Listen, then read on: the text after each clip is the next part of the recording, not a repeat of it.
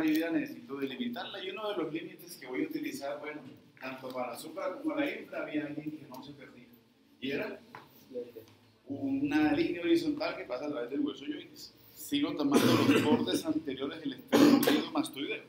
La diferencia es que mis bordes anteriores en el trazo que hice arriba eran divergentes. Ahora para el trazo ya inferior van a ser convergentes. Algunos autores dicen que debo también trazar, aunque yo no lo creo, pero que tracen una línea horizontal que vaya a través de esto. La escotadura yugular, el manubrio del esternón. Ahí encima. De todos modos, así no se trace la línea horizontal. Las líneas oblicuas que vayan por el borde anterior del esternocleidomastoideus confluyen, terminan también en esa escotadura yugular o borde superior del manubrio. Entonces delimito. Necesito, no sé si anoche estaba pensando, me desperté pensando en si estarán haciendo la extrapolación con la primera clase y el trabajo que hicieron de planos. Yo imagino que sí, ¿cierto? Le estoy contando una historia que tienen que extrapolar con su primera clase. Necesitan revisar nuevamente Ferenc, esa primera parte introductoria, y ver qué está cambiando. Y obviamente ya deben tener mucho más claro los límites. Ejercicio que creo que deben estar haciendo. Entonces, si no, por favor, inicien. Porque también vi desde que habíamos cambiado. Allá me contaron que era un triángulo submentoriano y que era borde inferior de la mandíbula con hueso yoides. Perdón, con ioides, sí, y con dientes anteriores del digástrico. Y ahora estamos viendo un infrayudeo que también me dicen que es homotraqueal. ¿Cierto? Hay que hacer la extrapolación. Extrapolación. Y ver qué está cambiando. Ahora, necesito son más herramientas. Porque entre más lesiones puedan haber y entre más herramientas tenga, pues tengo más probabilidad para hacer mi parte descriptiva cuando necesito me la pido. Listo, muy bien. Delimitado. Avancemos. Entonces, ¿qué necesitamos realizar en el triángulo infrayudeo? Eso. Tenemos que hacer un recorrido por lo que es una capa alimentaria que también es respiratoria, faringe y su continuidad, que va a ser exófago. Tengo una parte de exófago que va a ser cervical. Tengo una parte exclusivamente que va a ser respiratoria, que está conformado por laringe y tráquea. Y pensar en laringe, en ese órgano que no solamente dirige los alimentos hacia el exófago, sino que sella la entrada de mi vía aérea. Ya hemos hecho esa parte reflexiva hablando de la epiglotis. Una capa también endocrina, muy sencillita. Lo complejo de esta capa va a ser su fisiología, pero tendremos que mandar unos nervios y tendremos que ver algún impedimento anatómico cuando se enfrenten a una traqueostomía. Entonces debemos revisar la presencia de paratiroides, pero más específicamente de tiroides. Y listo, ese es el recorrido que vamos a hacer entre hoy y mañana. Espero, de todas esas cosas que están aquí. Listo, entonces comencemos. Vamos a hablar por fin de ese órgano que hemos referenciado tanto, pero que no habíamos podido mirarlo en su contexto. Vamos a hablar de faringe. Para mí, ¿qué es faringe? Faringe, ya lo habíamos dicho, es un tubo músculo-membranoso, 13-14 centímetros. Está ubicado en la región posterior, es prevertebral, y quiero buscar el límite hacia arriba. Porque si yo miro hacia arriba, ¿qué encuentro? Base de cráneo, ¿cierto? Porción basilar del hueso occipital. Entonces, donde yo iba a pensar en algo. Duro, estén como con miedo, tubérculo faringeo, ¿cierto? Listo, voy a buscar límites inferiores. Es que me dicen que mi faringe, una vista posterior, como la estoy viendo, me dice que ella tiene un punto donde el cual ella deja de ser faringe y el estrechamiento de la faringe implica también un cambio de dirección de las fibras musculares y empieza a ver como ¿qué? Como una formación circular estrecha, donde se acaba mi faringe y comienza exófago. Y eso le pongo límite C6. Entonces tengo un límite superior, tengo un límite inferior. Límite posterior. Músculos prevertebrales. Músculos prevertebrales, también sé que tengo región prevertebral, me está hablando de toda la musculatura que habíamos realizado el viernes. Viernes o jueves, entonces la región prevertebral. Si busco los límites anteriores, ya sé que me están mostrando que la faringe hacia adelante son 3 huecos y 3 comunicaciones. Una que va a ser con nariz, nasofaringe, una que va a ser con boca, orofaringe, y una que va a ser con laringe, que va a ser laringofaringe. Listo. Pero le ponemos otro reto que es el más complejo, los límites laterales. Creo que los límites laterales varían. Hay unos que siempre están y unos que están parcialmente y que desaparecen. ¿Cuál es el que siempre está y que nunca varía? Angula de la mandíbula. siempre están y nunca cambian. Siempre la acompañan en todo su recorrido. Vena yugular interna, carótida, y los que siempre están ahí metidos en la historia de sapos, digo yo, entre los dos, siempre van acompañando. Uno va a ser vago y el otro va a ser las dos únicas cosas que bajan verticales nerviosas por el cuello. Vago y cadera simpática cervical. ¿Listo? No. Hola. Linfáticos son posteriores, pero quisiera límites más reales, ¿no? Igual los linfáticos, pues sí lo necesito, ya sé. Igual si hay algún problema cancerígeno a nivel de faringe, ¿me sirve conocer los retrofaringios? Sí. Que alguien llegue a hacer una enucleación de ganglios retrofaringios. Es un órgano prevertebral, ¿cierto? Voy pensando más entonces en cuáles son mis alertas, cuáles son mis centinelas de la faringe. Cadena linfática yugular. Eso sí lo necesito. Pero ya habíamos hecho esa reflexión, ¿no? Cómo la cadena linfática, o esa parte de cadena linfática cervical, tenía íntimas relaciones cuando estábamos en nasofaringe. Incluso buscábamos el drenaje de la nariz en su parte postero superior. ¿Se acuerdan? Ya habíamos dicho retrofaringios. Habíamos hecho esa reflexión. Ahora, señor. Ahí está también los yúgulos gástricos. Todo, acuérdense, yúgulo digástrico, yúgulo moyoideo, yúgulo carotidios, cadena linfática yugular. Entonces, dependiendo de dónde esté la yugular y con quién se relacionen, les van a seguramente a llamar así, pero de pronto no se acuerden de yúgulo digástrico, yúgulo carotidio, yúgulo moyoideo y todos esos que les va a plantear la historia, pero con que por lo menos asocien infartaciones ganglionares cervicales hasta ahora y con todo el ejercicio que hemos hecho con faringe, estoy tranquilo. Que saben que tienen una visión muy ya estrecha, aunque es muy amplia, pero cada vez van a ir cerrando un círculo de dónde puede estar ese problema en su paciente. Y hay otros límites que, aunque no van a ser siempre compañía, van a ser más como, digámosle, en la mitad de su trayecto. Van a ser límites que están más externos, estructuras que están más hacia los lados, que también tendrán una relación. Y voy a devolver el favor que hice cuando hablé de parótida, cuando hablamos de estructuras a nivel facial, algunas relaciones buscamos con faringe. Ahora me devuelvo y seguramente empiezo con una fosa térico-maxilar. Una relación que hay, ¿cierto? Aunque es una fosa, yo sé que está ocupada por... Se multiplica la idea. Otra estructura que voy a revisar, los músculos estíleos. Estilo globo, estilo faringe, estilo yudeo y un ligamento que es el estilo yudeus. Voy a revisar también esto que se ve aquí, esto que veo aquí y esto que veo aquí. Ángulo de la mandíbula. Y ángulo de la mandíbula quiero pensar también en ángulo, pienso en esa estructura que está por detrás del ángulo de la mandíbula, por detrás de la rama ascendente de la mandíbula. Glándula parótida. Listo. Tengo acompañada mi faringe. Entonces ahora sí, hablemos más de faringe. ¿Qué necesito de mi faringe? Ya la tengo delimitada. Las comunicaciones también es necesario revisar algo. Si quiero revisar los diámetros transversales de la naso, van a ser aproximadamente 3 o 4. La literatura entra más o menos en unos 4 centímetros. Puede estar en 3, 3.5, 4 centímetros. Diámetros transversales, en sentido anteroposterior, 2. Orofaringe va a estar en 4, 4.5, 5. La literatura me lo pone en 5 centímetros, en promedio, en sentido transversal. En sentido anteroposterior, 4 centímetros. Y voy a tener laringofaringe. La laringofaringe me la ponen en 2.5, 3 centímetros en sentido transversal. La literatura también en eso estamos más de acuerdo. Me la pone entre 2 o 3, 2.5, 3 centímetros. En sentido transversal y en sentido anteroposterior, 2. Ahí tengo mis dimensiones de esas estructuras. Sin embargo, uno de los grandes retos que hemos tenido es extrapolarlas hacia posterior. Entonces, si extrapolo hacia posterior, voy a tener rinofaringe. ¿De dónde va la rinofaringe? No todos a la vez. Desde la porción basilar del hueso occipital hasta lo que es paladar blando. Pero como el hecho es proyectarla hacia atrás, paladar blando para mí, hoy y siempre, va a ser C2.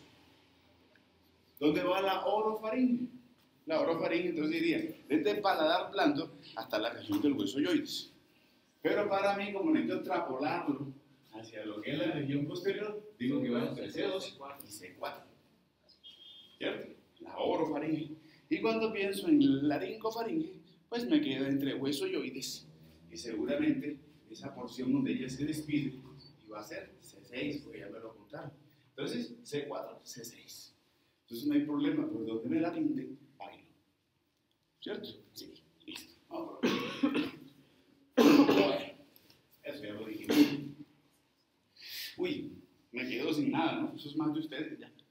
Y ahí no, me da pena ya hablar de eso. Cuando quiero ponerle toda la irrigación, la traíamos desde facial, desde las palatinas, cogimos faringe, cogimos la palatina descendente, cogimos los ramos posteriores que iban de la maxilar interna, entonces recogemos toda esa irrigación que ya traíamos, al igual que la inervación, pero con la inervación vamos a hacer un punto y aparte. Drenaje venoso, homónimo satélite, en reversa, pero necesito algo especial de mi drenaje venoso y que no se me olvide dónde termina. Y todo ese drenaje venoso ya me lo habían proyectado y lo habían buscado una desembocadura en algo que era yugular interna, en un gran porcentaje de los casos. Sin embargo, hay otro pequeño porcentaje que no se va a yugular interna. ¿A dónde se va? O sí termina allá, pero de manera indirecta.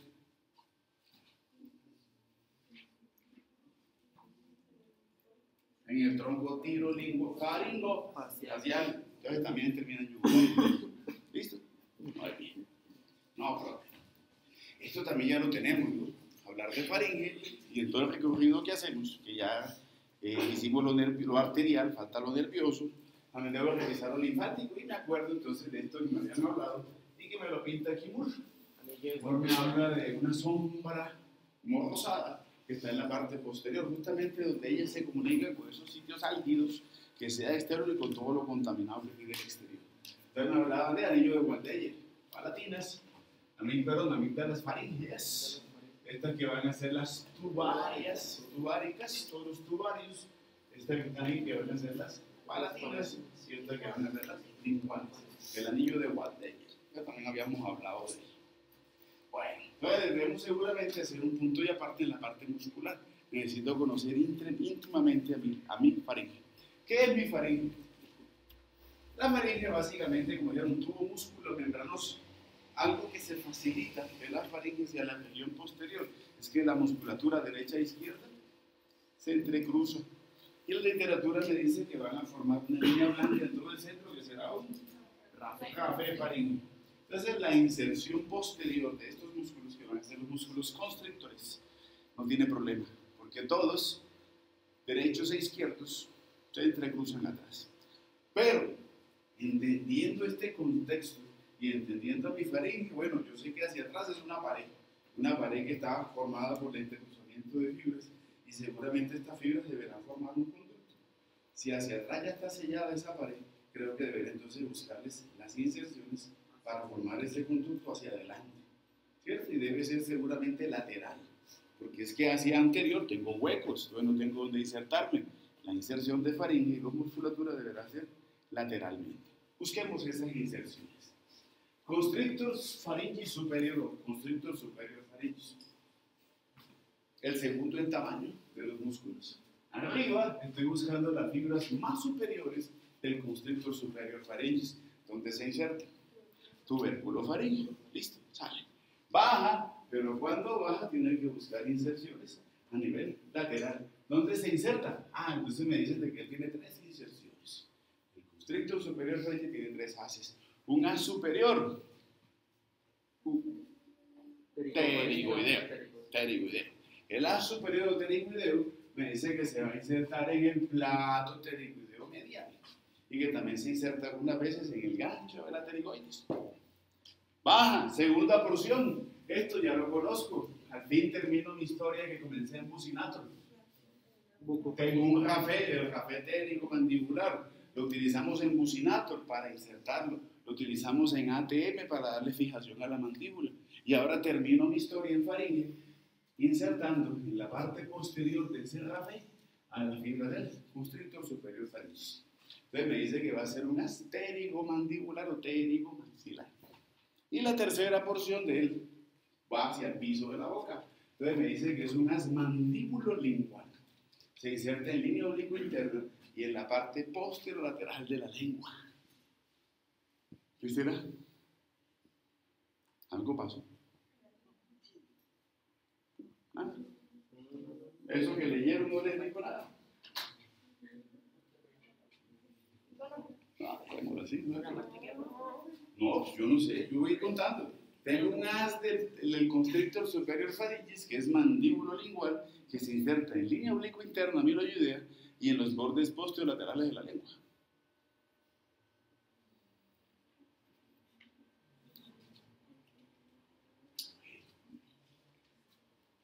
Constrictor superior pharyngeus.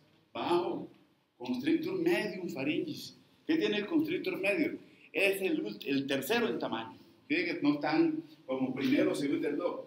El más pequeño va a ser el medio, el más grande va a ser el inferior y el segundo en tamaño va a ser el superior. Entonces vamos con el tercero en tamaño, el más pequeñito, el constrictor medio. ¿Qué tiene el constrictor medio pharyngeus? La imagen afortunadamente es muy explícita. Hacia atrás, las fibras derechas e izquierdas se cruzan. Hacia adelante, ¿hacia dónde van? Van a formar, van a insertarse aquí en esto. Hasta menor del hueso yoides, entonces va a ser un haz superior que le llama condrofaringio y las otras se van a insertar en borde superior de las astas mayores del hueso yoides. Entonces me hablan de haces querato y condrofaringio, pero eso no importa.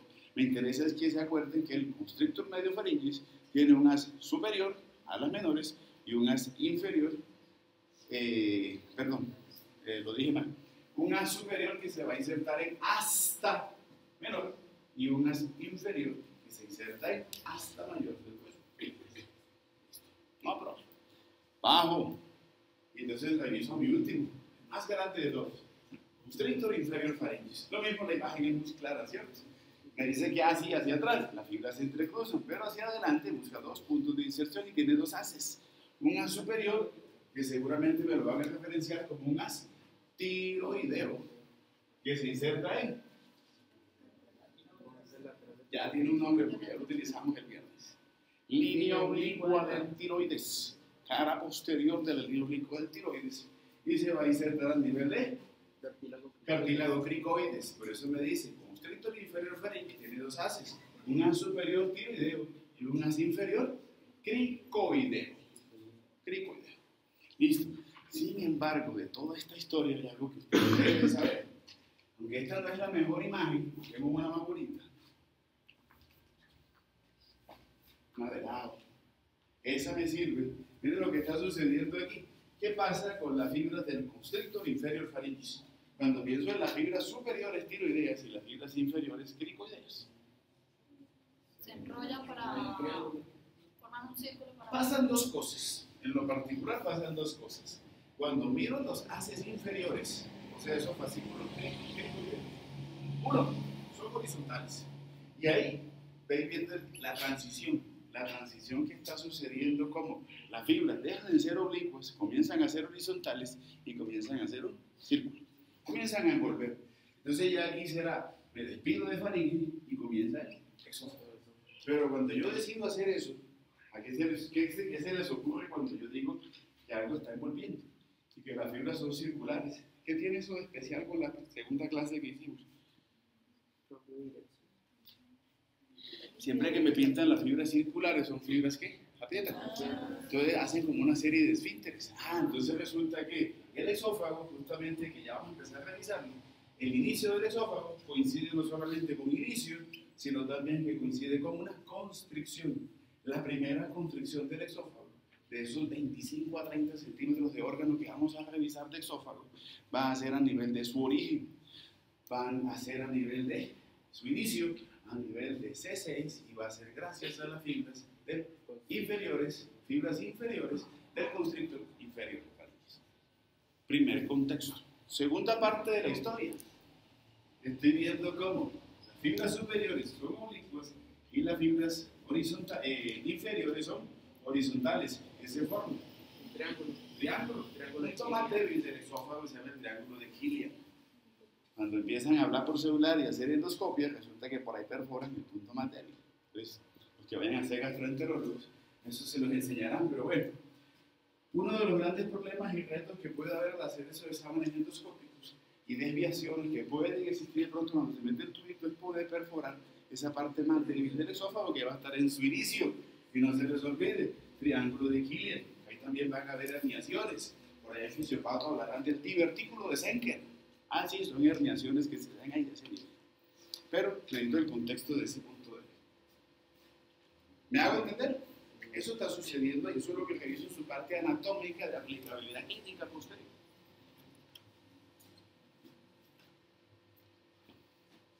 Bueno, listo.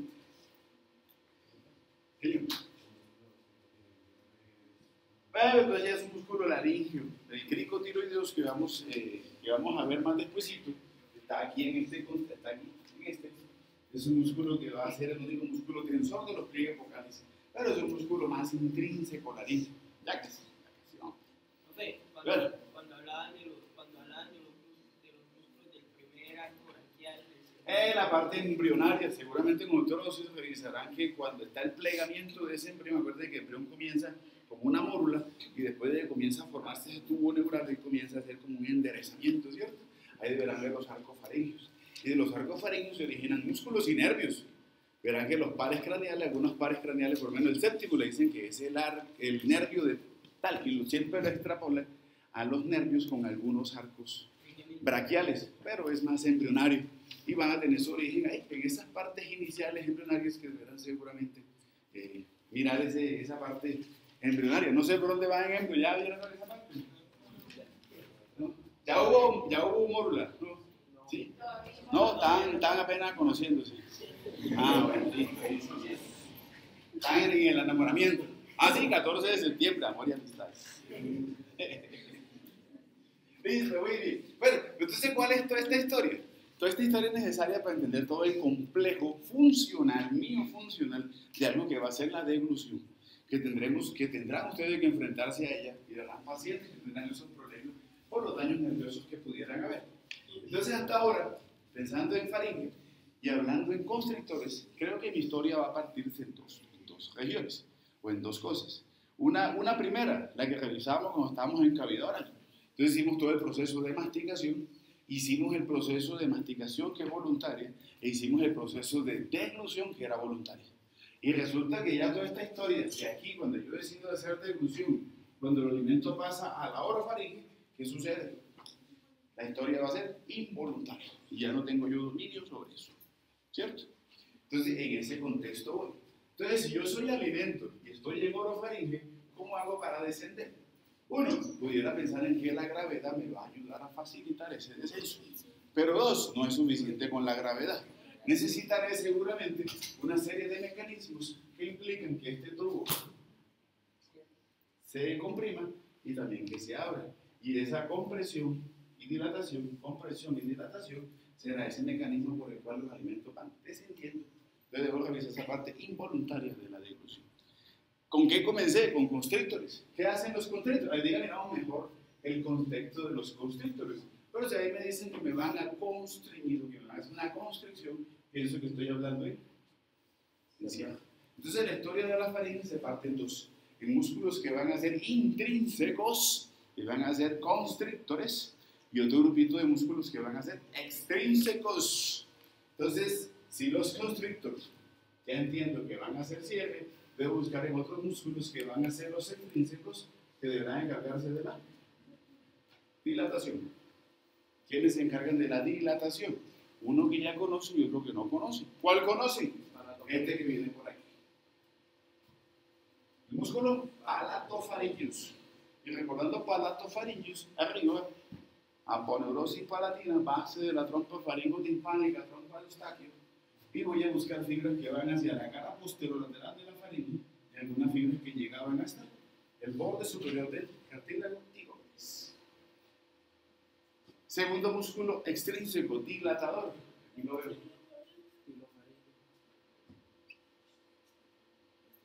Músculo estilofaringeus.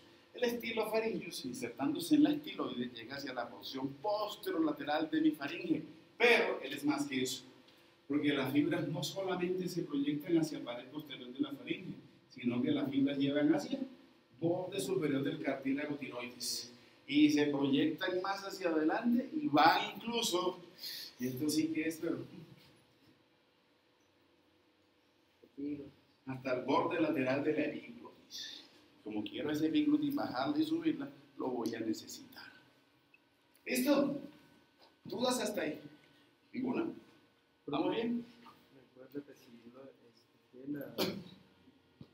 la el estilofaringio viene de la apófisis. Desde la estiloide busca las porciones posterolaterales de la faringe y fibras que se proyectan hasta bordes superiores del cartílago tiroides y bordes laterales de la epiglotis.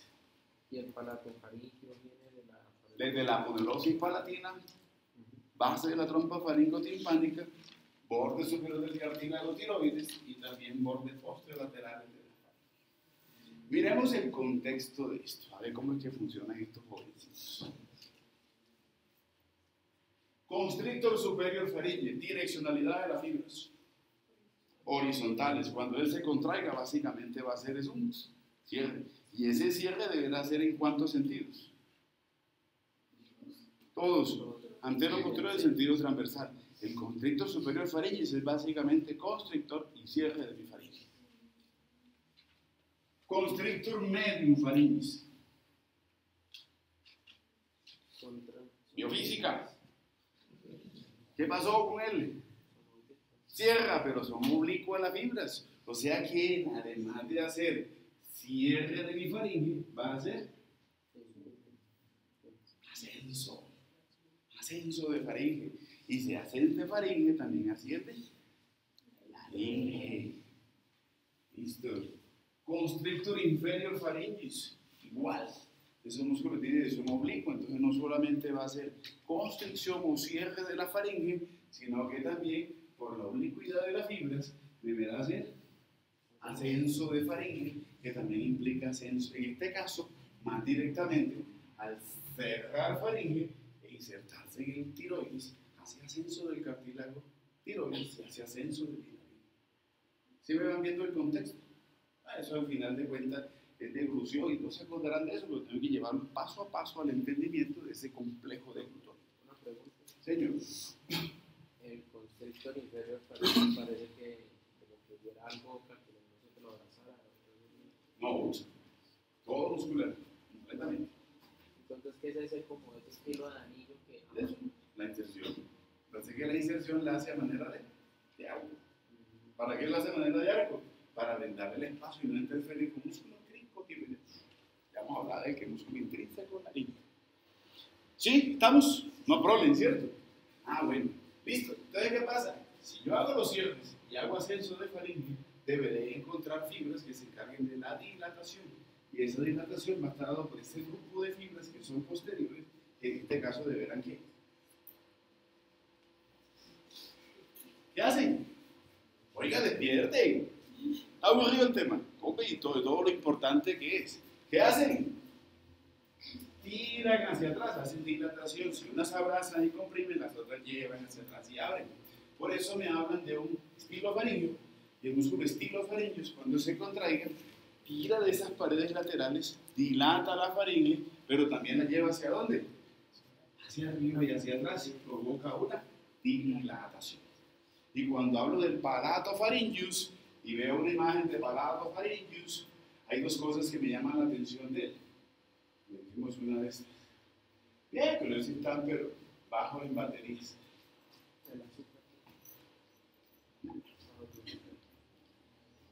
Esta. Aquí voy a tener palatofaringeus. ¿Qué tiene de particular el palatofaringeus? No solamente va a ser dilatación de la faringe, sino que cuando él se contraiga, las fibras que tienen relación con paladar irán a hacer un pequeño descenso.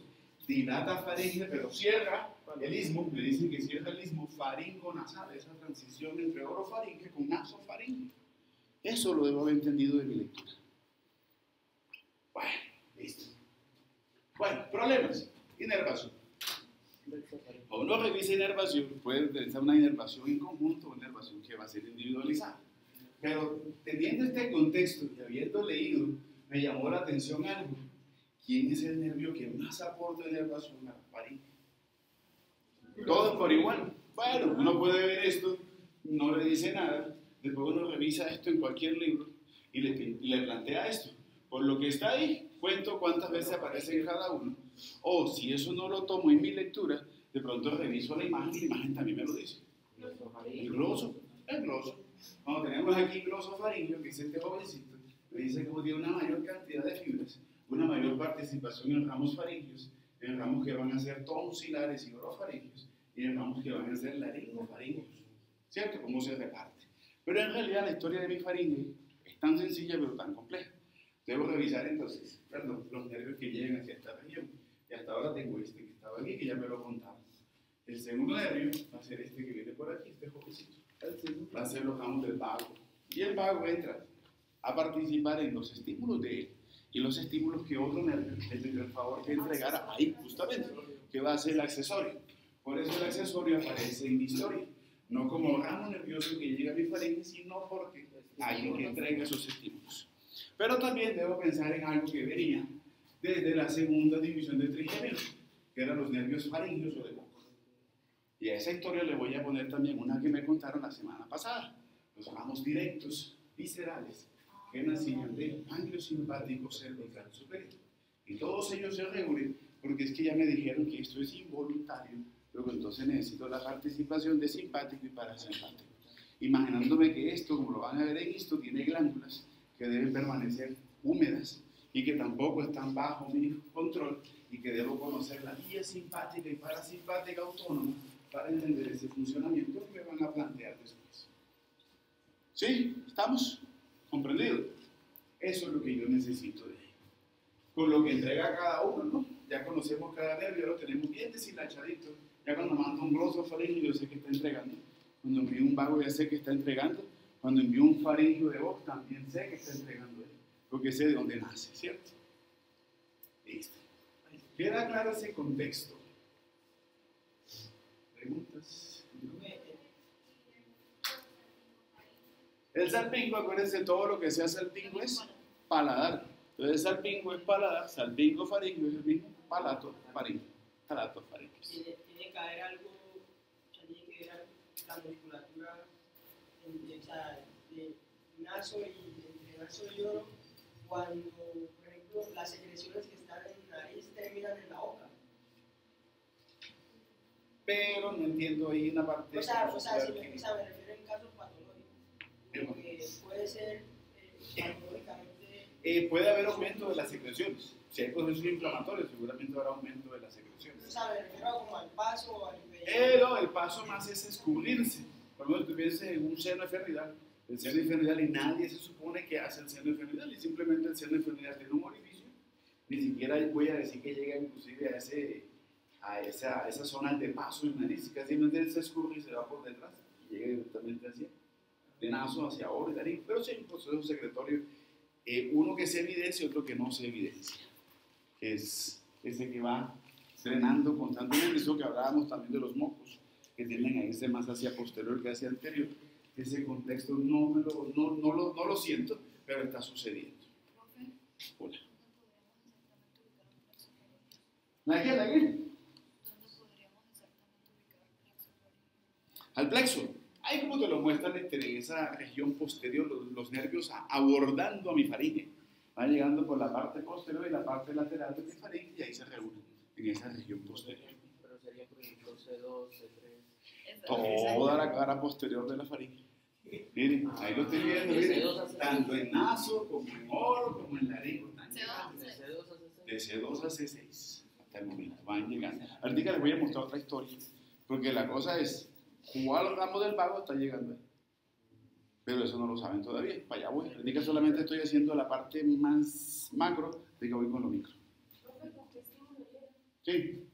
No, ya, eso sí, ya me da pena. A ver, cuéntenme ustedes, por eso. Vago, los tres. ¿Qué trae un vago? Los tres.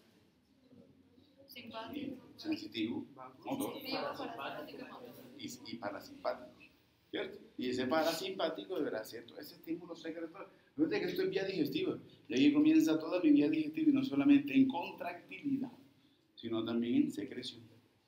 El ejercicio que necesito que haga. Pudiera hacerlo, sí, me pudiera gastar toda la mañana hablándoles de la belleza que tiene esto y cada uno que entrega, pero necesito que ya cada vez yo vaya siendo más quien dirija, porque ya les mostré el camino. Necesito que ustedes vayan en ese camino. Y haría mal entonces en no hacerles, en hacerles eso. En un principio les compré la comida, se las cocinaba y se les daba en la boquita, pero cada vez me voy alejando más de ustedes. Cada vez necesito que sean más independientes y que yo solamente sea como esa guía de llevarlo hacia esas cosas de pronto que no se entienden, pero necesito que vayan madurando. Después Pues solamente les voy a decir, compren. Ustedes tienen que ir a comprar, cocinarla y comerla. Profe, Cada vez lo voy soltando un poquito. Señor. Lo que llega, o sea, del plexo faríngeo, los estímulos parasimpáticos serían... Los nervios que llevan parasimpáticos. No, Porque ustedes en la mañana de verdad eso y ustedes ya eso lo saben. Necesito que cojan a estos nervios que ya los conocen y los deshilachen, por favor.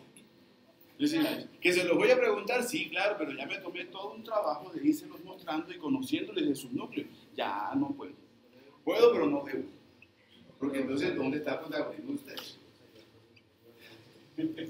Bueno, otra literatura que uno puede encontrar también le plantea algo.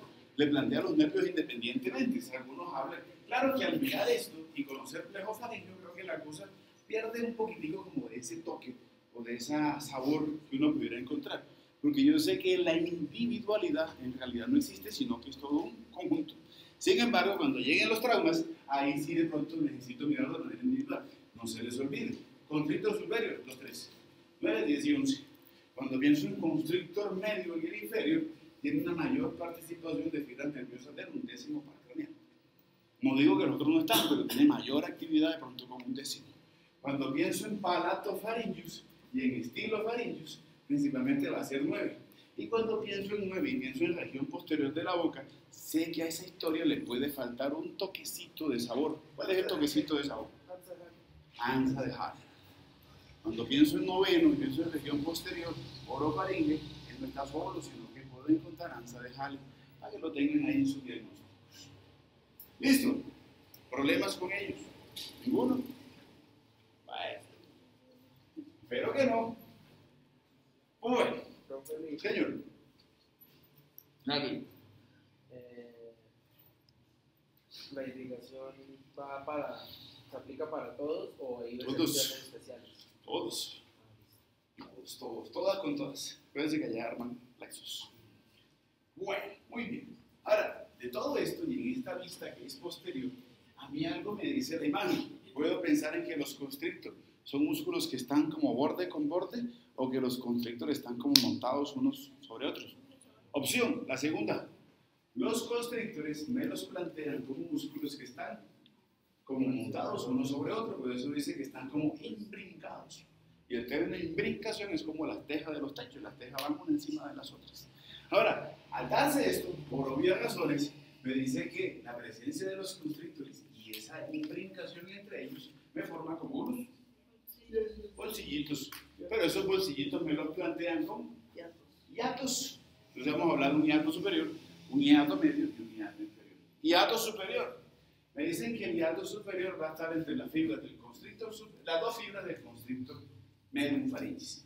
Hablarles claramente. Entre el as superior y el as inferior del constrictor medium pharyngeus encuentro un hiato. Y ese primer hiato le voy a decir que es el hiato superior. ¿Qué voy a referenciar en el hiato superior? Lo miramos, el alfiler ahí puesto, pero ya eso no me afana. ¿Por qué? Porque yo encuentro a esta jovencita. ¿Cuál es la historia que tiene aquí? Arteriolingual. ¿Cierto? La voy a referenciar ahí. Segundo hiato. Me dicen que el segundo hiato va a ser el hiato medio. Y que ese hiato medio va a estar dado entre la fibra inferior del constrictor medium pharyngeus y el borde superior del as superior del constrictor inferior pharyngeus. ¿Y qué voy a referenciar ahí? Este amiguito que viene por aquí. Entonces, esa historia que está ahí, vamos a mirarla aquí. Me voy a adelantar un poquitico. Vamos a revisar eso porque ya es hora de conocerla. Me voy a adelantar, pero creo que por ahí no está. Por aquí está, ¿no?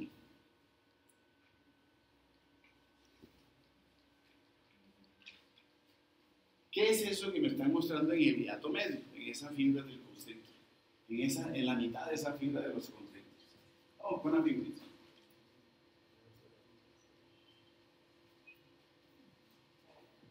Ay. Hoy miramos la S. Entonces, la historia que les traigo es la siguiente. Yo les había contado este cuento. El cuento mío es tener una referencia anatómica y se llama eje carotídeo.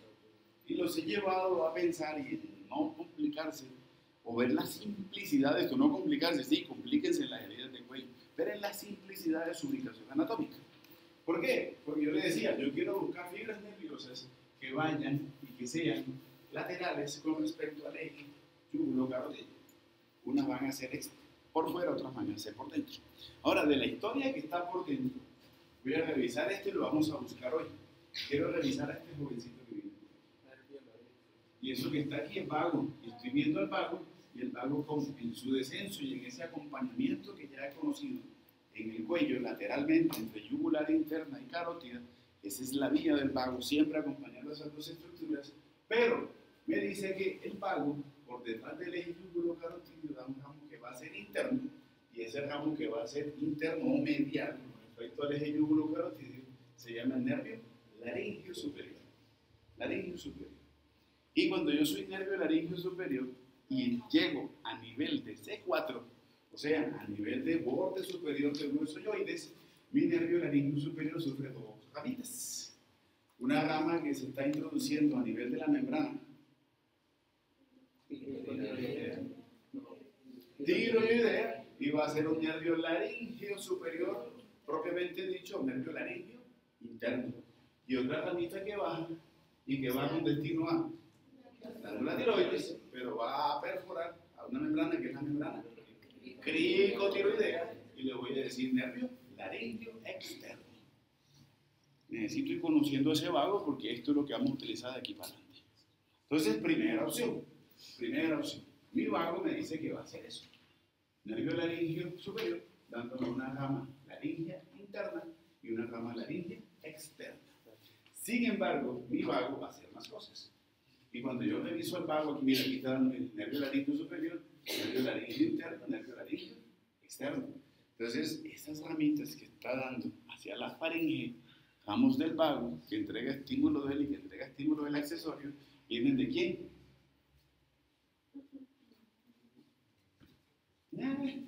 Bueno, segunda historia, el vago va bajando.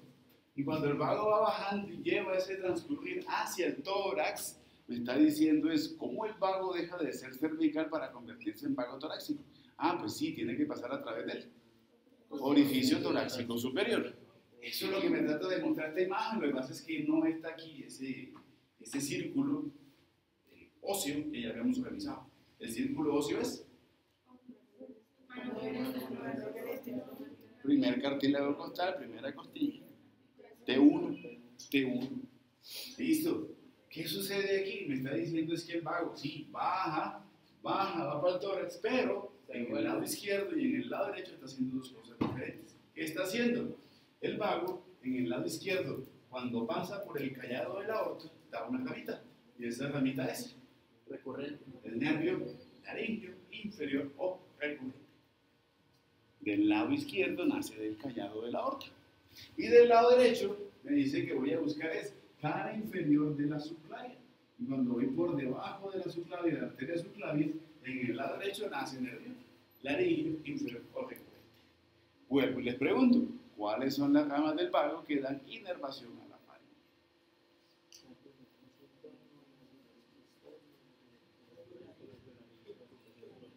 Sin comentarios, ¿cierto? La imagen habla por sí sola. ¿Sí? ¿Estamos? ¿Comprendido? Señor. ¿Qué? No, después del nacimiento, después de esa salida del vago por el foramen yugular y convirtiéndose en ganglio flexiforme, y después recibir el nervio yugular o de la cadena simpática, específicamente el ganglio simpático cervical superior, ahí da el nervio laringio superior. Pero después de esa transición, no llegan los simpáticos, y más debajito entonces sí sale el laringio superior. ¿Listo? Profe, Señor. El nervio laringio interno no forma como una anastomosis. Pero ahorita es sensitivo en el laringio. Sí, espera tantico. Pero te dale falta. ¿Comprendido el contexto? No se me perdieron. Está clara la imagen. La imagen habla por sí sola, ¿cierto? Ay, me devuelvo. Listo, ya conocí esa historia, ya descansé de la faringe. Bueno, dos cositas, relieves que de pronto se los van a mostrar. Pared lateral de mi faringe y esto que viene por aquí es lo mismo que tengo acá, pero cubierto de mucosa. Y siempre que tengo fibras musculares o rebordes o estructuras sobresalientes, generalmente musculares, y están recubiertas de mucosa, o ligamentos recubiertos de mucosa, se forman pliegues. Por eso me hablan de un pliegue, sí, salpingo faríngeo, pero yo sé que salpingo también es le puedo decir pliegue palatofaríngeo. Entre el pliegue palatofaríngeo y las paredes laterales de mi faringe se forman unos recesos. Como esto se está constriñendo y se está dilatando, pareciera que hubiera como tejido extra. Ese tejido extra es para darle libertad a ese proceso de dilatación y contractilidad. Y el receso le voy a decir el receso faríngeo. Si se me olvida, le digo la fosa de Rosenbluth. Cualquiera de las dos. Para los que vayan a hacer otorrino, la ven con la literatura. Y el otro me dice que va a estar a nivel de laringofaringe. Y hay unos recesos por ese cambio que sufren las fibras del constrictor. También se crean como dos espaciecitos y también por esa dilatación y contractilidad de la zona, obvia, necesaria. Entonces tengo tejido extra que hace que se formen recesos. Y esos recesos a nivel de laringofaringe le digo los senos piriformes.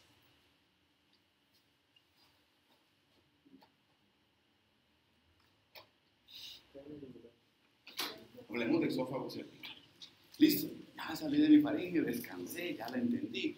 Pero, ¿la qué? ¿En la qué? ¿Qué cosa?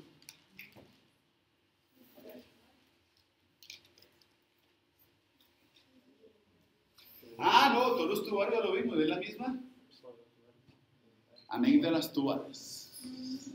Por eso la pasa. Listo, muy bien. Bueno, ¿qué pasó en esta historia? Bueno, C6, voy de 6-6 para abajo. Pero es que hablar de 6-6 hacia abajo, en esta historia de faringe, es cuando ya desaparece faringe y comienza ahora este tubo. Ahí lo veo en todo su esplendor. Me dice que es un tubo que tiene de 25 a 30 centímetros aproximadamente. Cualquier libro, cualquier literatura, me muestra de pronto que esos 25 a 30, ¿cómo me los reparten? Entonces me dice que va a tener, sí, 5 centímetros aproximadamente de ese tubo que va a estar a nivel cervical. Y esa porción cervical, pues obviamente será esófago cervical. ¿De dónde a dónde va el esófago cervical? De C6 hasta el orificio torácico superior. Y si voy a extrapolar ese orificio torácico superior, tengo un problema. ¿Por qué? Porque les acabé de decir que orificio torácico superior es T1, primera costilla, primer cartílago costal, manubrio del esternón. Por lo que veo en la imagen, ¿es horizontal o es oblicuo? Es oblicuo. Pero en la oblicuidad, si quiero proyectar manubrio del esternón hacia atrás para buscar no un punto oblicuo, sino un punto fijo, horizontal, lo debo proyectar hacia T2. ¿Cierto? Por eso la literatura me habla de que el esófago, a pesar de que pase por el orificio torácico superior, una orientación que hace es manubrio del esternón, proyectarlo hacia atrás horizontalmente, y a pesar de que el OTS es la transición entre cuello con tórax, lo ponen a nivel de T2. ¿Me hago entender eso? ¿Sí? Bueno, listo. Pues devolvamos. Seguimos en el contexto. De eso tengo un esófago que va a recorrer el tórax, que va a ser prevertebral. Ese esófago prevertebral que lo vamos a revisar en un mediastino cuando lleguemos al tórax. ¿Se acuerdan que tengo dos cavidades? ¿Se acuerdan? Dos cavidades pulmonares y una cavidad central. La cavidad central decíamos que era el mediastino. Cuando estábamos en el cadáver, yo les decía, tengo un mediastino que es anterior, un mediastino que va a ser posterior. Y hablábamos de corazón y decíamos que el corazón estaba en la porción más inferior del mediastino anterior. ¿Se acuerdan cuando hablamos allá sobre el cadáver? Y hacia atrás, entonces hacia mediastino posterior, en esa ubicación prevertebral por delante de las vértebras, tengo ese tubo que sigue bajando, que va a ser esófago torácico. Y de ese esófago torácico le voy a poner aproximadamente 16 a 20 centímetros. Pero el esófago torácico deberá dejar de ser torácico para convertirse en abdominal. ¿Qué le toca por obvias razones hacer? Pagar un peaje. Músculos diafragma, torácico, abdominales, 1 o 2 centímetros. Y después de eso ya comienza a llamarse esófago abdominal para buscar esa desembocadura en estómago y le pongo 3 a 4 centímetros. Ahí tengo los 25 a 30. Como es tan complejo, porque en realidad es complejo, solamente voy a hablar de esófago cervical con la irrigación y la inervación. Cuando ya estén más maduros, ya hayan madurado más anatómicamente y estemos en tórax, ya es otro nivel, Ahí ya podremos entonces hablar de el exófago torácico, del exófago abdominal y seguramente recordaremos el cervical. Ahorita no puedo hacer eso porque será un atentado. Solamente hablemos de exófago cervical en el contexto propio de él. Pero acuérdense, es un solo tubo. Lo parto porque mirarlo todo no me lo comprenden. ¿Qué me trata de mostrar esta imagen? Esta imagen lo que me está diciendo es revisar estructuras anatómicas. Uno, esto. Inicio del exófago. Pero el inicio del exófago está marcado por su primera constricción que va a ser en fibras inferiores del constrictor inferior faringis. Nace el exófago y tiene su primera constricción. En lo sucesivo de esta figura me está mostrando esto. Callado de la aorta, segunda constricción del exófago. Después me muestra esto. Eso es tráquea. Y me dice simplemente que la tráquea tiene un punto que está a nivel de T4, al extrapolo, o si no, entre el manubrio y el cuerpo del esternón, ángulo de Lois, vamos a ver después, que mi tráquea se divide en dos bronquios principales, izquierdo y derecho. ¿Qué me trata de mostrar ahí, Nether? Me está diciendo es que el bronquio principal izquierdo va a ser la tercera constricción del exófago. Y cuando reviso aquí, también me está diciendo algo. Músculo diafragma torácico-abdominal, la cuarta constricción del esófago. El esófago tiene 4 constricciones. En su nacimiento, C6, abrazamiento de la fibra del constrictor inferior faringis, callado de la aorta, bronquio principal izquierdo, músculo diafragma torácico-abdominal. Pero también me dice que de las constricciones nace otra cosa. Una dilatación, la ampolla epifrénica. Ampolla epifrénica. Eso lo vamos a mirar despuesito, pero ya lo veremos. ¿Cómo es que se llama donde es más débil? El triángulo de Killian. Triángulo de Killian. Señor. Pregunta, ¿el ángulo traqueoesofágico es el mismo ángulo de luz? No lo conozco con eso, igual como los epónimos han ido eliminando, he tratado de eliminarlo y créeme que he hecho lo mejor posible. Pero lo miramos como ángulo traqueoesofágico. Señor. No, son esas las 4. Pero ya es diferente, ya es la terminación del estómago, pero ya más relacionado con el estómago, ya es un esfínter, pero ya es más la parte del cardioesófago, y es para evitar que haya el reflujo gastroesofágico. Pero ya eso más hace parte de la historia del estómago que la historia del esófago. Allá lo miramos en su contexto. ¿Cómo es que se llama la segunda constricción? No tiene nombres específicos, sino que las relaciono con las estructuras anatómicas que están. Entonces, en su nacimiento, C6, y digo por quién son. Callado de la aorta, bronquio principal izquierdo, diafragma torácico-abdominal. ¿Cierto? ¿Comprendido? Hablemos de exófago cervical. Bueno, muy bien. ¿Qué tiene de especial este exófago cervical? Bueno, le busco las limitaciones. Porque si yo soy exófago cervical, estaré seguramente entre C6 o DS, con la extrapolación que acabo de hacer, que debo conocer de ODS. ¿Listo? ¿Qué tiene de especial? Longitud, 5 centímetros aproximadamente. Su calibre, ¿cómo me lo pinta Nether? Cualquier libro, ¿cómo me lo describe? Aplastado. 5 a 12 milímetros aproximadamente, pero que en su contexto puede llegar a dilatarse incluso hasta 2 centímetros en cuanto a su dilatación, por ser muscular. ¿Cierto? Si está vacío, lo voy a encontrar aplastado, pero no tiene motivos para permanecer redondeado, como si me lo muestra mi vía respiratoria, que siempre debe estar permeable. Yo quiero un esófago y que esté aplastado o no esté aplastado, realmente no me importa. Pero sí necesito es que tenga la capacidad que al deglutir se dilate. ¿Sí me hago entender? Listo. ¿Órgano fijo o móvil? Debe ser fijo. Debe ser fijo. ¿Por qué? Porque si yo necesito hacer, porque es que creo que la contractilidad que traía en faringe, entiéndase, contracción, dilatación, ese movimiento que debe estar en su constitución, que ya la vamos a ver, se va a reflejar mucho más efectiva en el órgano si está vivo que si está móvil. ¿Sí se entiende ese contexto? ¿Cómo siento yo mejor? Si yo abrazo a alguno de ustedes, ¿cómo siento yo mejor la fuerza que ustedes me hacen, como ustedes, al expandir los brazos? Si los rodeo y los abrazo firme o si los dejo laxos. Entre más firme lo abrace, voy a sentir mucho más esa contractilidad Para él es lo mismo, sigo aplicando la biofísica. Si él está fijo, la contractilidad de él va a ser mucho más efectiva que si es móvil. Porque si es móvil, cuando se contraiga o se dilate, pues se pierde ese movimiento. Entre más fijo, más efectivo. ¿Cómo lo fijo? Corte a nivel de C7. Reviso estructuras, a ver si no advierto en este corte, tomografías. Esto que está aquí, bueno, tengo toda esa imagen de cuello. Esto debe ser una, digámosle que es C7. Estos van a ser músculos que van a ser prevertebrales, músculos de la región posterior de la nuca. Esto va a ser el más superficial que es trapezius. Esto va a ser sternocleidos masculineus. Esto que está aquí va a ser fascia cervical superficial, y esta manchita que está aquí tiene que ser músculo platismo acutáneo. ¿Me van siguiendo la idea? Simplemente lo que hemos visto, pero ahora es un corto, como va a venir mi paciente en tomografías. Esto que está aquí,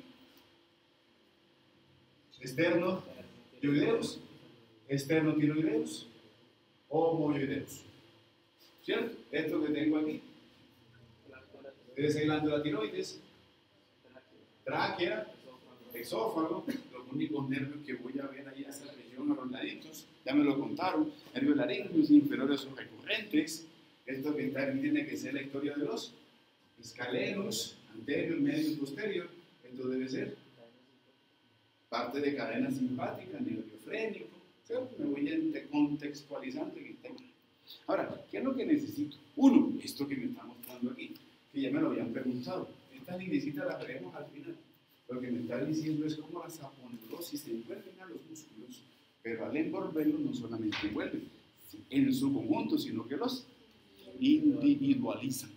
Y de esa individualización aparece algo que debo conocer, porque es un potencial riesgo en mis pacientes, que van a ser zonas de vaso. Entonces van a ser espacios que voy a encontrar, en los cuales un proceso infeccioso que se origina en cara, que se origina en cabeza, que se origina en cuello, puede pasar hacia tórax. Son vías de paso. Después lo analizamos. Entonces, hasta aquí me quiero concentrar. Primero, el esófago no es un tubo suelto, sino que está dentro de un compartimento. Y ese compartimento, le voy a decir el compartimento visceral del cuello. ¿Qué es para mí desde hoy compartimento visceral del cuello? Va a ser eso, unas estructuras que están formando una celda. Y esa celda se forma por algo. Esto. No. Voy a encontrar una fascia visceral. Y la fascia visceral es una envoltura que tiene la glándula tiroides. ¿Listo? Pero resulta que esa fascia visceral que envuelve a mi glándula tiroides, por detrás está cerrada con algo. Con una aponeurosis. Y esa aponeurosis, le voy a decir aponeurosis bucofaringea. Y cuando eso sucede, estoy formando una celda. Y esa celda visceral o ese espacio visceral que acabo de formar, hay algunas estructuras que están contenidas. En el espacio visceral propiamente de la tiroides o de esa fascia visceral, envuelvo a tiroides y a unas glandulitas que están por detrás de la tiroides, las paratiroides. Y cuando tomo la fascia visceral cerrando con bucofaringea y creo el espacio, ¿quiénes quedan encerrados en el espacio? Tráquea, exófago y los nervios laringeos inferiores o recurrentes. Entonces ya tengo un primer contexto de que mi exófago no está bailando, sino que se encuentra en un espacio, y que es un espacio más bien como estrechito. Pero no me sirve, necesito más cosas. Esta interfase que está aquí de relaciones entre tráquea y exófago, quiero separarlas. Nether me las separa, me muestra otras fibras que se están encargando de la fijación. ¿Son qué? Músculos. Músculo tráqueo-exofágico. ¿Cierto?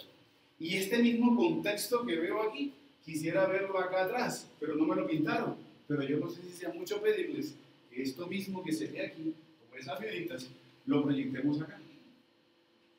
¿Es posible? Sí, hacia atrás voy a encontrar entonces la cara posterior del exófago con fibras parecidas a estas que se están proyectando hacia la región prevertebral. Y le voy a decir los tabiques sagitales de Shapley. ¿Suficiente? No, quiero fijarlo más. En su descenso me está mostrando esto, una vista posterior. ¿Qué es esto? Bronquios principales derechos e izquierdos. Voy pensando en el bronquio principal izquierdo. Tengo fibras ligamentarias que parten del bronquio principal izquierdo y que van conectando al exófago. Entonces digo que son fibras ligamentarias broncoexofágicas.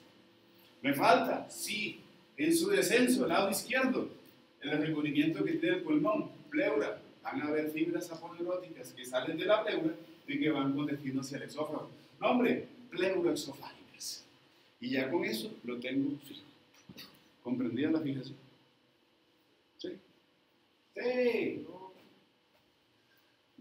Yo pues me pregunto, What? ¿cómo es que se llama la fijación del bronquio principal izquierdo hacia el esófago? Y broncoesofágicas, fibras broncoesofágicas. Y las otras van a ser pleuroesofágicas. Listo. Ahora, ¿qué tiene esta niña? Bueno, ya lo tengo fijo. Ahora, ¿cómo se contrae? Porque yo me imagino que él va a tener esos movimientos. El inicio del peristaltismo, o sea, la contractilidad, todo lo que va a tener la vía digestiva. Y esta historia que inicio hoy, la termino por ahí en un mes en ano. Esta historia que inicio hoy en vía digestiva. Hablando de esófago, voy a revisar cómo la disposición muscular de esófago, de estómago, duodeno, yeyuno, ilion, todo lo que es colon ciego, colon ascendente, colon transverso, colon descendente, todo hasta el ano, tiene la misma conformación. Lo único que va a variar es aquí, en el estómago, donde además de 2 encuentro 3 fibras. De resto es la misma historia que les voy a contar hoy. ¿Cuáles son estas túnicas musculares? Voy a encontrar una capa muscular que va a ser longitudinal, externa, y una fibra más interna, circular. Entiendo entonces que lo circular hará contracción y lo longitudinal hará dilatación. Y de esa manera va a ser el movimiento de contractilidad. ¿Ya no? Bueno, irrigación, problemas. Bueno, la irrigación comienza de la siguiente manera. Exófago cervical. Comienzo mi historia por aquí. Esto que tengo aquí va a ser arteria subclavia. Y de la subclavia voy a revisar esta amiguita que sale, este jovencito que sale por aquí. Eso es un tronco tiro cervical o tiro bicérvico-escapular. Y del tronco tiro cervical quiero tomar a esta amiguita que está, la más voluminosa de sus ramas, tiroidea inferior. Y de la tiroidea inferior nace una arteria que va a ser la arteria exofágica superior. Irrigación del esófago cervical, arteria exofágica superior, que nace de una tiroidea inferior, de un tronco tiro cervical que nace de la subclavia. Drenaje venoso, problemático, porque tengo estructuras que son satélites, son homónimas, pero el drenaje lo hace donde yo no lo esperaba. Miremos a ver eso. Netter me dice, y es cierto, Netter me dice que tengo venas exofágicas superiores, y que esas venas exofágicas superiores buscan una historia lógica, van a desembocar en unas venas tiroideas inferiores. Hasta ahí llega lo lógico, porque mis venas tiroideas inferiores las voy a desembocar aquí, en los troncos venosos brachiocefálicos derechos e izquierdos. No se les olvide. ¿Listo? Bueno. Otro. ¿La qué? Note, parte, pero no es la más importante. Pero sí algo le llega. Ahora, mire la pregunta. ¿Será que la tiroidea superior le da irrigación al esófago? Yo digo no, pero también le da. ¿Por qué?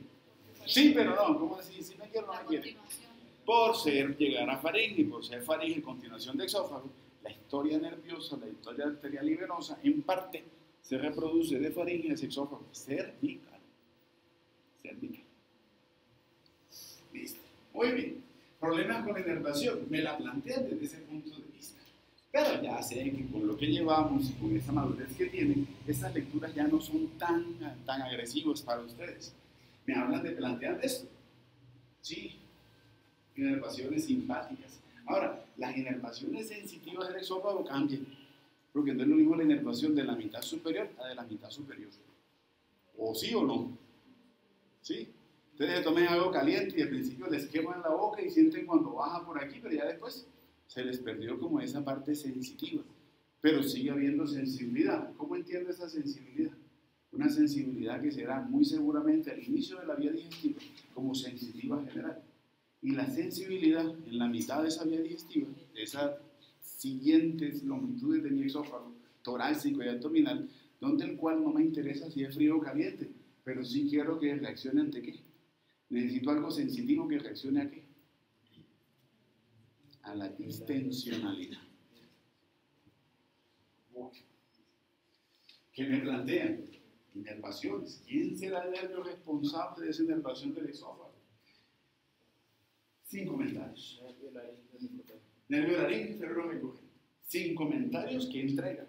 Sensitivo, motor, parasimpático. Sigo teniendo glándulas anexas ahí. Sigo teniendo un estímulo parasimpático que promueve la digestión y que es el que inicia la contractilidad. Necesito esos estímulos allá. Sin embargo, me dice que también necesito estímulo autónomo simpático. Y viene el reto de saber cómo llegan esas fibras y quiénes son los responsables de ellas. La literación. Una lesión, por ejemplo, una ulceración crónica. ¿Una qué? Una ulceración crónica. Puede tener consecuencias hacia los nervios. Pues antes de que llegue pronto a los nervios es el daño que hace hacia la propia pared, ¿no? Básicamente. Pero parte de pronto de algunas úlceras van de la mano, ya sean los problemas bioquímicos, que seguramente no sé si los revisarán más adelante, y cómo algunas drogas pueden bloquear la producción de estas glándulas, o problemas nerviosos en los cuales no llega el estímulo nervioso que provea la secreción de, pero va de la mano de la contractilidad. Deberán analizarlo seguramente en su contexto. Las lesiones ulcerosas que pueden llegar a ser perforantes, después de que pueda llegar a perforar y de causar hemorragia a este nivel, lo miraremos allá. Notemos el esófago, tenemos que meterle la vía portocava para entender por qué algunos alcohólicos y cómo los problemas que sucedan a nivel de alcoholismo y todos los problemas que puedan suceder a nivel de cirrosis hepática pueden tener explicaciones de por qué ese problema de no solamente vomitar sangre, sino también hacer la defecación con sangre. Pero, aguanta un poquito. Sin embargo, no pierdan el norte en esto, que la historia en abdomen se pone más espectacular. Listo. Me perdí. Bueno, listo. Entonces, si pienso en los estímulos vagales, porque me dicen que el vago es el protagonista, la historia me dice cuál es la gama del vago que llega hacia esa porción del esófago. Y seguramente serán los nervios laringeos e inferiores o recurrentes. ¿Dónde está el reto? Cuando me dicen, mande el estímulo simpático. Porque me dicen que el estímulo simpático nace de toda la cadena simpática. O por lo menos me dicen, estímulo simpático del esófago, cadena simpática cervical. Me dice el libro. El otro semestre me retan a tener que saber cuáles son los ramos y qué de la cadena simpática llega directamente allá. Pero eso ya ustedes lo saben. ¿Por qué? A mí no me sirve. Hoy necesito conocer, saber por qué. ¿Quién y por qué? Entonces, ganglio simpático cervical superior, sí. ¿Por qué llega allá? Sí, porque me contaron que habían ramos viscerales, directos, que iban a faringe y que iban a esófago. Además, que tengo un plexo faríngeo, una faringe que se continúa como esófago, y al plexo faríngeo le puse ramos directos que iban del ganglio simpático cervical superior a nutrir a ese plexo faríngeo. Pero también tengo nervio faríngeo de boca, que aunque es una historia muy superior, sé que llega también a complementar una historia de plexo faríngeo y por la continuidad a que contribuye. Pero también es ganglio simpático cervical superior. Son sus dos vías. Ganglio simpático cervical medio. ¿Por qué? Porque es que hay unas fibras que van a ser directas, que van con destino a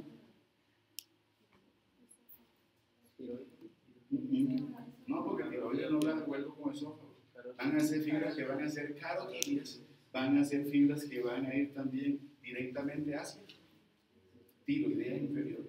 Esas tiroideas, pero más específicamente las fibras directas hacia la tiroidea inferior, van a contribuir hacia la irrigación del esófago, porque la arteria esofágica superior es rama de la tiroidea inferior.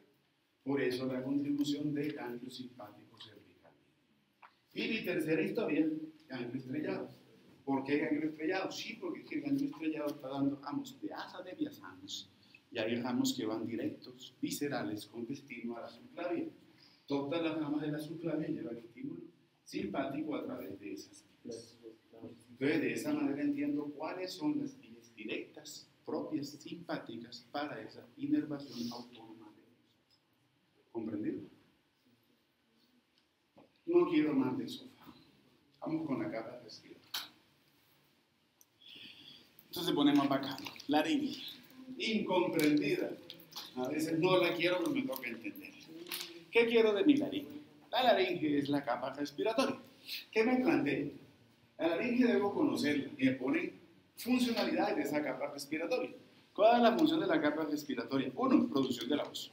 Debemos entender cuál es el mecanismo para la producción de la voz.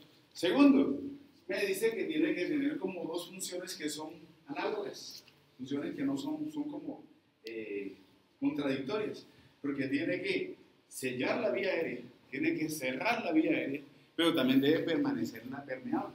Tiene que hacer esas dos funciones. Permanecerla permeable, pero también cerrarla en su debido momento. Creo que voy pensando en cuando hago el proceso de deglución. Eso lo entenderemos y más cuando la veremos en el caso. Bueno, generalidades de esta jovencita.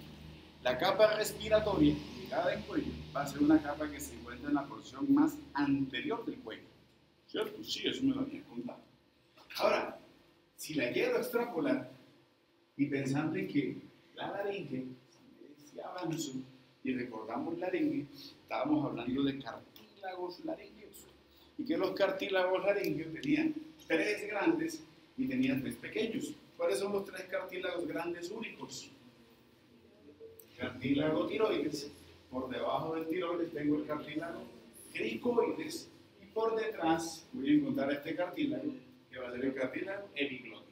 Son los cartílagos únicos impares de la nariz. 3 cartílagos pares. Voy a encontrar a este jovencito que está aquí. Aritenoides. Encima uno que va a ser el corniculado, que también dice que le puedo decir de Santorini, y unos más arribita, y no los pinto netos. Ayer sí los pinto.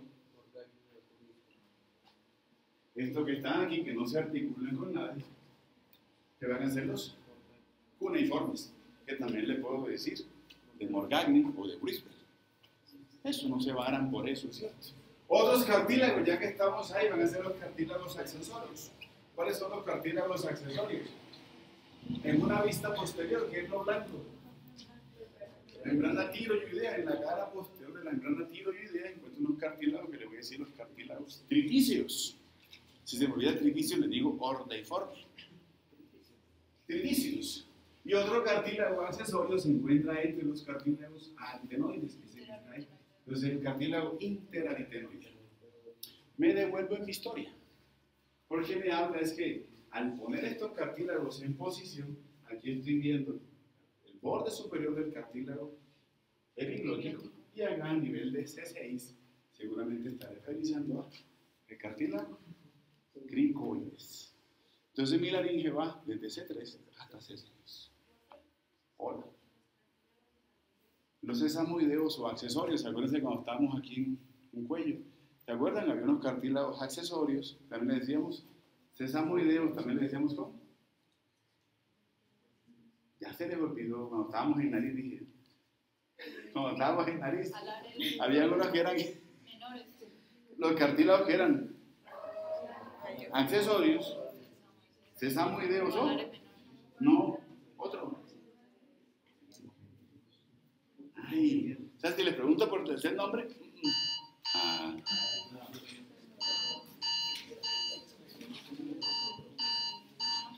Esos cartílagos accesorios son los mismos cartílagos tritíceos y son los mismos cartílagos interaritenoideos. ¿Listo? Bueno, entonces, la proyecto desde C3 hasta C6 a mi laringe. En promedio, 5 centímetros de alto, 4 centímetros en el sentido transversal, 2.5 en el sentido antero-posterior.